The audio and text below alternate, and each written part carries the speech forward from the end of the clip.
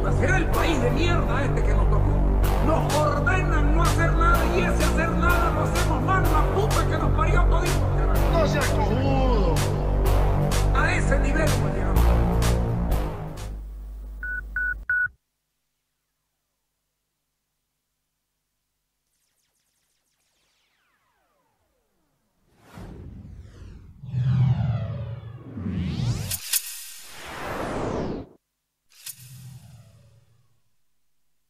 Buenas noches, lunes 16 de mayo del año 2022. Regálame 20 segundos y conversamos la conversación con don Vladimir Peña. Dale.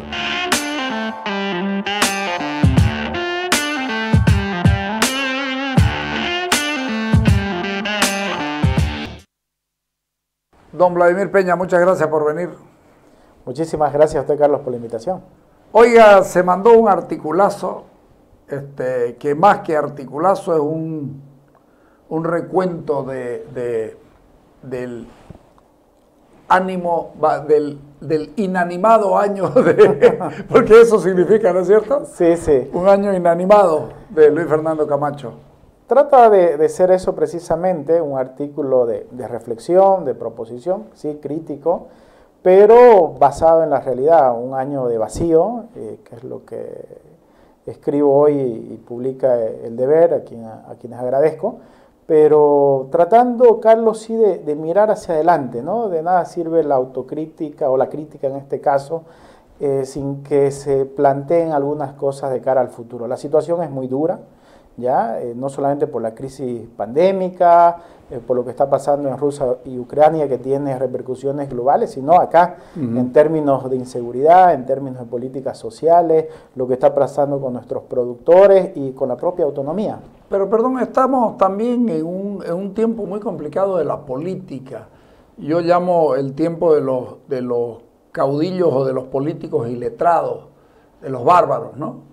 En una época los caudillos bárbaros eran una cosa, hoy son no solo bárbaros, sino que son iletrados. Uno mira el panorama y no encuentra como los había antes, no sé si mejores o peores. Al final de cuentas hemos tenido una buena época democrática, larga, continuada, hasta que Evo Morales decidió meter mano. Bueno, en realidad un poquito antes, ¿no? Cuando ya la salida del gobierno de Gonzalo Sánchez Lozada, creo que Sánchez Lozada recoge lo que hablábamos con usted antes, recoge ya el disgusto de la gente con el sistema político. Sánchez Berzaín seguía negociando ministerios hasta los porteros de los ministerios el día antes de irse del gobierno y no se daba cuenta que se estaba yendo, no se daban cuenta que se estaban cayendo. Estaban cayendo. Claro, ¿no? Y cosas como esas finalmente terminaron dándonos un presidente como Evo Morales, que la gente tuvo mucha esperanza en él porque parecía que podía hacer algo y terminó siendo peor que todo lo que habíamos vivido en tiempo de democracia. La política es cierto, Carlos, que necesita líderes, ¿no? El grave problema de nuestra democracia, de los bolivianos, es que hemos pasado no solamente de tener líderes, caudillos, sino al personalismo. Y hemos desechado la concepción de proyecto colectivo. Cuando uno mira ahora y dice, ¿dónde hay un proyecto colectivo? Pero ¿dónde hubo antes un proyecto político? Revolución Nacional, Paz Estenssoro. 52. Estamos hablando de los 50. Sí. Paz Estenssoro. Antes de eso, después de la guerra del Chaco, los partidos grandes tenían el MNR, que tenía 5 hombres importantes: Paz Estenssoro, Lechín, Montenegro, Siles Suazo, ¿no es cierto? Pero un tronco común, ¿no? Sí, claro, un tronco común, pero un líder muy nítido, Víctor Paz, que terminó haciendo lo que después hizo Evo Morales, reeligiéndose por encima de cualquier cosa por el personalismo. La Falange tenía Únzaga y parar de contar. Mario Gutiérrez no logró ser Únzaga de la Vega. Carlos Valverde Braverí no logró ser Únzaga de la Vega. Intentaron, hasta se dividieron y no pudieron. Pero había una filosofía del proyecto como tal. Eso le iba a decir, el proyecto tenía mucho contenido, pero no lograba desprenderse del único líder. Después viene Barrientos, solito, y Letrado, como él solo. Después de Barrientos, bueno, lo de Siles Suazo, lo de Torres, lo de Obando, yo escucho a la gente hablar maravillas de Torres y no saben que era falangista, por ejemplo, ¿no? Y el hombre de la izquierda, no, él fue ubicuo, se metió donde pudo. Obando probablemente sea el más letrado de todos los militares. Y después viene Banzer, que supo rodearse, pero también solo. Viene la UDP, el MIR, la Troika, Araníbar, Jaime Paz y Óscar Eid. Pero ¿quién es el que destaca? Uno solo, Jaime Paz. Óscar Eid Toño Araníbar en su desesperación hace otra cosa y no pasó nada con él. Siempre estamos tras de uno solo. Pero ya ahí llega la democracia, ¿no? También eso es un punto de inflexión importantísimo. Sí. La democracia pactada, incluso al propio Hugo Banzer Suárez, que los va superando. Claro, que tiene toda la dictadura y todo, construye un proyecto. Construye. Acción Democrática Nacionalista, les guste o no les guste, cuando uno mira el resultado incluso de Banzer. Ganó 2 elecciones. Y ganó en el alto. Claro, cuando yo veía los resultados y decía, ¿y cómo puede darse esto? Uno dice, es incomprensible. Y ganó 2 elecciones. Y perdió Santa Cruz cuando fue presidente. Entonces, dice, había proyectos, ¿no? Había. Creo que el 2006, la llegada, la irrupción de Evo Morales, con todo ese preámbulo que usted dice, Carlos, el sistema no comprende. El sistema del 82 al 2002 se agota. Y la democracia pactada, que uno puede hoy decir, ¿por qué está satanizada la democracia pactada? ¿Por qué no se puede conversar? ¿Por qué no se puede hacer acuerdos en el país? Por 2 motivos fundamentales. Uno, que el sistema la agotó, ya como tal. Sí, señor, el sistema mismo fue como dijo Juan Carlos Urenda, Catobele Paz, se comió a sí mismo. Así mismo. Y el 2006, esta mayoría que le da el pueblo boliviano a Evo Morales, que si bien no tiene el control inicialmente del Senado, utiliza la calle para romper al Senado. Pero fue el mejor tiempo de gobernanza que tuvo Evo Morales, cuando tuvo una oposición y cuando el sistema político funcionó. Y tenía una cámara de contrapeso, podamos llamarlo así. Entonces, de ahí cuando ya los 2/3, yo creo que el mayor daño que se le hace a la democracia en el país, porque al final es un cheque en blanco a Evo Morales. Y ahí la política se vuelve hiperpersonalista, centrada en el señor Morales, que transgrede todo, ¿no? No hay constitución, no hay nada que él respete. Y desgraciadamente, Carlos, en el 2006, yo militaba en un partido durante más de una década, no se ha podido, y creo que en el partido que ha hecho cosas más positivas desde la oposición, el gran desafío de la oposición no solamente es oponerse, fiscalizar, que es una de las grandes tareas, construir alternativas. Y esa es la tragedia de Bolivia, que ahorita no hay alternativa al MAS. No se construye alternativa, estoy de acuerdo con usted. Entonces, mire, 2006, un proyecto enfrenta al MAS. 2009, otro proyecto distinto. 2014 cambia y el 2019 es otro proyecto. Ninguno logra sostenerse más de 5 años. Y esta es una pregunta que tenemos que hacernos todos. ¿Esto es sano para nuestra democracia, el recambio permanente? Yo sé que al final la gente se cansa de la permanencia de partido. Creo que el único partido que ha permanecido es el Movimiento Demócrata Social. Sí. Con todos sus problemas, aunque se haya achicado, es el único que queda. Y es el único y que comete un error de ceder la cancha y retirarse. Y creo que ese ha sido el peor error. Porque además, contra todo pronóstico de que se haya creado en Santa Cruz, que haya tenido un líder cruceño, es el proyecto que en los últimos 15 años logra expandirse en todo el país. Porque tenemos la segunda dificultad. Estuvieron a punto de ganar Potosí, ¿no? En su momento, sí. No solamente se ganó Cochabamba, se salió segundo en la gobernación de Cochabamba, segundo en la gobernación de Potosí, se quedó a 3 puntos de la alcaldía de Potosí, se ganó la segunda alcaldía más importante de Potosí, como decir Montero acá, la alcaldía que está en el municipio que está en la frontera con Argentina, Villazón, la ganó Demócrata, un municipio pequeñito pero incrustado en el centro del norte de Potosí, Chuquiuta la ganó Demócrata, concejales en más de la mitad de los municipios. Entonces, un proyecto que se expandió de forma rápida, pero que desgraciadamente no se terminó consolidando en esa dimensión. hasta que se llega al fraude de Evo Morales, y el fraude de Evo Morales generó un montón de cosas diferentes, y yo creo, ya entrando en materia, vuelven los políticos bárbaros o iletrados. Aquí anoté: Johnny Fernández Saucedo, Luis Fernando Camacho, el propio Arce, que no es una cosa que uno pueda decir, este es un teórico de la política, no es. Choquehuanca es un indigenista desvelado hoy porque ya nadie habla del indigenismo, y uno comienza a mirar el gobernador de La Paz. El gobernador de La Paz es completamente iletrado. Si uno va, mira en otros departamentos, igual, gente que no es política, algo está pasando en el país y nadie se da cuenta qué es lo que está pasando. Es el populismo, Carlos, hay que decirlo así claramente. Hay una o el hastío por las ideas, el hastío por los proyectos, por los programas. Hoy en el mundo la gente no lleva programas. Boric le ganó a Katz, que tenía un montón de programas, y Boric, sin tener nada, le ganó. El populismo se nutre del enfado de la gente. Eso es muy cierto. Sí, sí. ¿Y qué es lo que pasa con la democracia occidental? Que no está sabiendo dar soluciones a los problemas de este tiempo. Recientemente fue la elección de Francia. Uno se puede quedar tranquilo porque Macron ganó, sí, pero cuando uno entra a ver el resultado, lo primero es que la señora Le Pen le tiró un salto enorme en 4 años. Para la próxima elección ya no va a estar Macron. Entonces los franceses empiezan a mirar, y los dos partidos importantes que han gobernado la Quinta República Francesa, una de las principales democracias del mundo, los republicanos y la socialdemocracia, se hundieron, Carlos, menos de 5%. Sí, sí, sí. Y bueno, en Estados Unidos, Trump gana y es el antisistema más grande. Por supuesto. Ahora, hay que preguntarse, ¿por qué tanto hastío? Y Ucrania.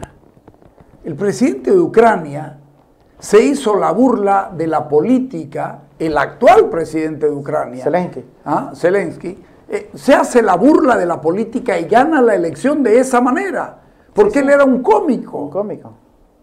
Y se hace la burla de la política. O yendo más cerca, Milei en Argentina está creciendo. Cuando uno lo mira a Milei dice... Siendo que él es un fundamentalista de la teoría, ¿no? Él es un fundamentalista de la teoría. Libertario. Ahí hay un concepto diferente que uno todavía hay que empezar a entenderlo a Milei. Sí, pero... Yo no lo entiendo mucho todavía, lo miro y... Pero fíjate... Bolsonaro. Fíjate cuáles son los argumentos.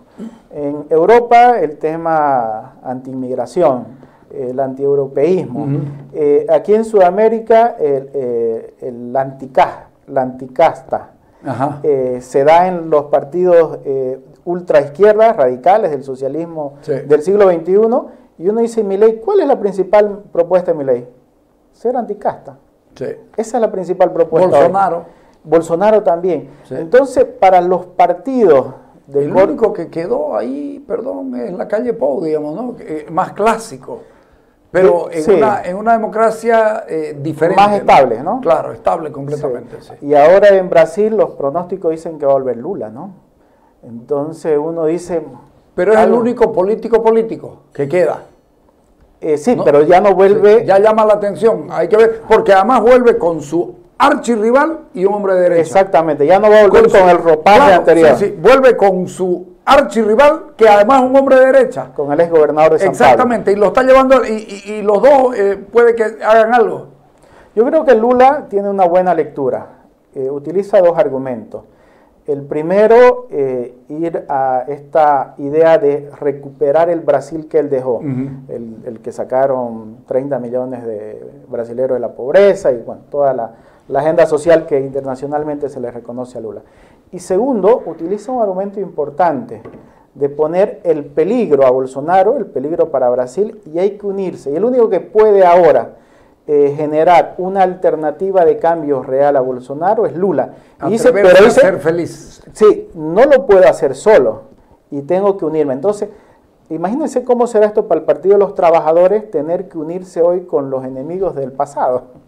Que son los mismos, el mismo griterío que armaron todos, sobre todo el MNR y la ADN, cuando el MNR y los partidos de izquierda cuando se unen Jaime Paz con Hugo Banzer. Los ríos de sangre. Que fue mucho más. Cuando uno mira hoy cómo están las cosas, le preguntaría a alguien que con seguridad diría, está muy bien lo que hace Lula, de los que criticaron a Jaime Paz por unirse con Banzer. Eso fue adelantado en política. La política tiene algo que es importante, y más la política, la democracia, ¿no? La búsqueda de acuerdo, Carlos. Sí, y eso es lo que yo creo que se ha deteriorado en estos últimos 15 años en el país. El que charla con el adversario es un traidor. Sí. El que conversa, ¿y cómo se construyen los consensos? ¿Y eso en izquierda y en derecha? Por supuesto, en ambos lados. Sí. ¿Y cómo se construyen los consensos en el país entonces? Claro. Tenemos que preguntarnos, si cada uno se va a poner en la máxima y nadie se mueve, ¿cómo se construye consensos en el país? Al final se tiene que romper por algún lado. Además, la democracia es la suma de los disensos, no es la de los consensos. Lo de los consensos ya es entre los convencidos. Por supuesto, y ese es el entendimiento de Morales, ¿no? Evo Morales decía, la democracia, cuando él ganaba, significa que la mayoría gobierna y la minoría se somete. Sí. Y no es así. No es así. La democracia es la garantía de las minorías, precisamente. Así es, claro. Bueno, en eso aparece Luis Fernando Camacho, que en un momento excepcional, que además casi que condiciona, yo voy, pero nadie al frente, no quiero nadie al frente. Y yo me puse a mirar algunos documentos. El año 2005, Rubén Costas gana la elección frente a Hugo Salvatierra y a Chelelo Áñez y gana el 46.8%. Y no se queja y no les dice, hey, sálganse los demás, que este es un proyecto único cruceño, que es el discurso de Camacho, ¿no es cierto? En la segunda elección, en la del 2010, Rubén Costa le gana a Jerez Justiniano y a Juan Carlos Urenda. Sí. Y Juan Carlos Urenda era cañemudo, era un hombre fuerte, políticamente y con mucho prestigio. Y en la tercera le gana a Borda, que tenía un más fuerte, pero Borda no era nadie, pero estaba Germán Antelo. Correcto. Es decir, no puso, y lo estoy poniendo el nombre de Rubén Costa porque es historia. Sí. ¿No es cierto? Y Rubén Costa no pone como condición, yo voy, pero me los apartan a los demás. En el caso de Camacho, Camacho saca a todo el mundo que le podía hacer un poquito de sombra y dice, aquí voy. Y sin embargo, su votación no es tan alta como se pensó que podía ser. Además, con un tema muy contradictorio, ¿no, Carlos? Que además le ayuda. Explico la paradoja. La elección del 2019, el fraude y la repetición del 2020, Camacho es el que de alguna manera impide que la oposición tenga una mejor votación, en este caso Carlos Mesa. Juega a eso, además, exactamente. desde el comienzo. Entonces, Camacho no se baja de la elección como lo hizo Yanine, por ejemplo. Y para la elección de gobernación tiene el discurso contrario. Que el MAS no, bájense todos porque el peligro es el MAS. Y yo no sé esta política del mal menorismo, ¿no? que se ha imperado. Sí, el no sé enemigo principal. Yo pedí el voto útil por Carlos Mesa y porque creí que era lo necesario. De alguna manera todos hemos caído en esta situación, pero hay que preguntarse si eso es sano para nuestra democracia, porque al final el temor del MAS hace que tomemos estas decisiones. Ahora, yendo al resultado, Carlos, por ahí nos quedamos en el resultado grande, que es importante, que sacó Camacho el 55%, pero cuando uno entra a ver el resultado, dice, en las provincias quedaron iguales, el MAS creció. Sí. El 2015 Rubén ganó 12 y el MAS solo ganó 3. Sí. Ahora Camacho solo ganó 7. Sí. Cuando uno entra a ver asambleístas también, cuando uno entra a ver alcaldes, ya ahí es la hecatombe. Demócratas tenían la mayoría de alcaldes del departamento, 25, el MAS 21 y otras fuerzas políticas el resto. Ahora el MAS tiene 27, Carlos. El segundo, en fuerzas políticas creemos que tiene 7. Demócratas tiene 5. Entre demócratas y creemos hicieron 12. Ni la mitad de las que tiene el MAS. Y uno dice, y acá entonces, ¿cuál fue el sentido de la unidad que dijeron? Del concepto de unidad, porque no hubo unidad. Sí, fue una palabra que al final termina rota por la evidencia. Un año, 6 fuerzas políticas apoyaron a Camacho. Ahora no sé de esas 6 fuerzas políticas cuántas quedan apoyando a Camacho. ¿O cuántas empezando fuerzas por políticas Demócrata. quedan? O cuántas fuerzas políticas quedan. Entonces, uno dice, ¿cuál era el proyecto de unidad o el proyecto para Santa Cruz? ¿Era solamente encargarle a una persona? Era. ¿Esa era la unidad? Lo convencieron a todo el mundo que eso era. Y ahí está el resultado. Por eso el artículo de hoy trata de analizar este año de gestión. Yo escribí un artículo similar a los 100 días, trataba ya de ver algunas cosas que estaban mal, pero ahora, bueno, me llovió palo en aquel momento, todavía era como una utopía criticar la gestión de Camacho. Claro. Ahora creo que la situación es distinta, la gente se está dando cuenta de que el problema es que no hay gestión. Cuando se cumplieron, cuando hace 2 meses atrás, 1 mes y medio atrás, se hizo una encuesta y el 64% ya no estaba, el 64% de la gente de Santa Cruz ya no estaba con Camacho. Ya tenía 64% negativo. Hoy no sé cuánto tendrá, pero con seguridad ha caído más todavía la presencia de Camacho. Ahora, usted pone 4 o 5 puntos que son terribles. Pongo 5, pero pudiera ampliar. Si pongo estos 5 porque tienen que ver con lo social, con lo productivo y lo que está pasando. Pero, a ver, cada uno va a ver el tiempo. Yo el tema del hospital cerrado lo pondría después, porque creo que la gran oportunidad es la de generar empleo y sobre todo defender el empleo que hay y el modelo productivo cruceño. Y eso no hay, no existe.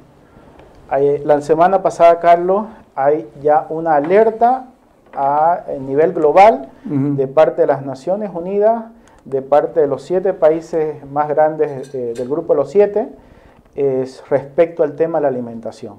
Lo que ha pasado en la pandemia y fundamentalmente lo que está pasando en Ucrania y Rusia por la invasión, ha puesto en alerta de hambruna a países, sobre todo de África y Latinoamérica, y Asia, y un poco de Asia, y esto significa una enorme oportunidad que no la estamos aprovechando, Carlos.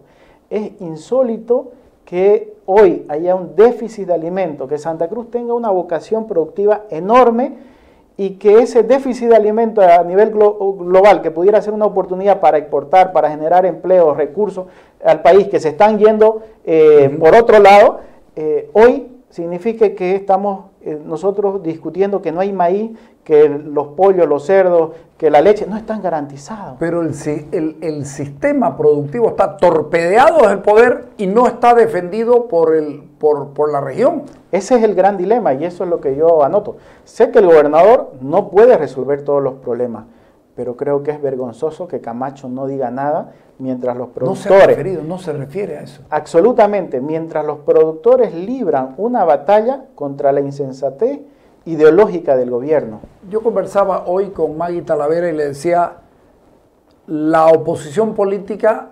lamentablemente es el sistema productor. Es el que está pagando los platos. Porque se está defendiendo a sí mismo. No es porque quieran hacer política, porque se están defendiendo a sí mismos. Ya se cerraron el 80% de las granjas de pollos y de cerdos de Mairana y de Samaipata. O sea, los valles van a ser los primeros en entrar en este problema, que lo leí también lo de los 7. Además de la sequía que ha afectado a Cordillera. Encima. Entonces, y el gobernador, ¿qué es lo que yo creo que debería hacer? Porque en esto también hay que ser propositivo, no solamente criticar. Hay intereses diversos en el sector productivo. El país ha perdido empleo formal que tenía. Ahora tenemos en el país más del 80% de informalidad. Más del 80%, sí. Carlos. Eso es inadmisible. ¿Qué significa? Que la gente no tiene cobertura social. Entonces, si donde podés emplear a la gente, darle formalidad, darle cobertura social, ¿por qué no apoyar a los productores? ¿Por qué se los deja solo a los productores? ¿Por qué no se quiere decir, oigan, pongamos un poquito, dejemos afuera la política, pongamos sensatez? El mundo nos está diciendo que hay déficit de alimentos, nosotros tenemos un enorme potencial, significan recursos para el país, el gas, el petróleo se han subido, es cierto, pero no tenemos ya qué vender. Entonces, por todos lados, donde uno mira, dice, oiga, ¿por qué están desaprovechando esta oportunidad? ¿Por qué? Por estupidez del gobierno, hay que decirlo así, Carlos, por una estupidez del gobierno y porque no se ha construido una alianza acá entre el sector público y el sector privado. El gobierno ahora es débil, Carlos. Perdón. Los gremialistas lo han hecho retroceder. Sí, perdón. Entre el 13% de los que no votaron por Camacho en la elección, 13-15% que votaron por Mesa, ahí están el voto duro anti-Camacho, los productores, los que le entienden a la cosa, porque si no, ¿por qué Camacho? Porque Camacho es rencoroso y le estorba que no lo hayan apoyado, y él sabe quiénes no lo apoyaron, que son los que no le dieron plata. Sí, pero no lo sé si ese es el tema central.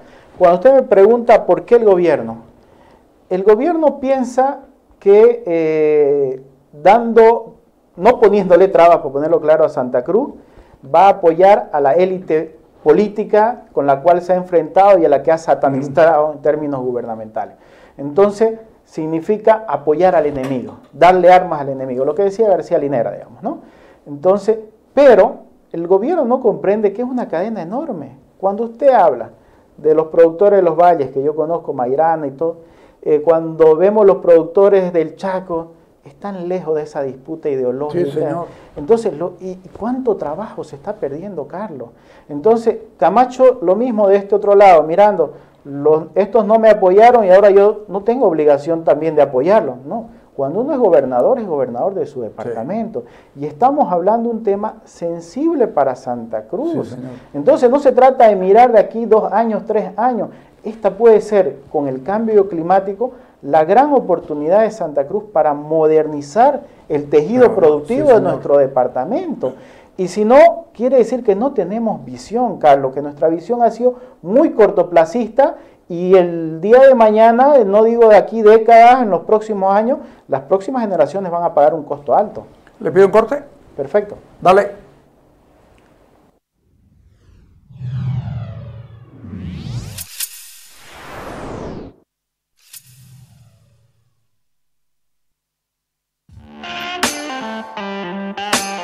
El desempeño de la BYD Tank 100% eléctrica es tremendamente bueno, formidable en distintas condiciones de terreno. Sus 2 ejes motorizados y bajo centro de gravedad confieren a la BYD Tank un manejo ágil y seguro en distintas condiciones de camino, permitiéndole circular en vías de tierra, piedra o asfalto con el máximo desempeño. El trabajo combinado de los 2 ejes suma 482 caballos de potencia, con lo cual la BYD Tank puede desarrollar los 100 km/h en 4.6 segundos.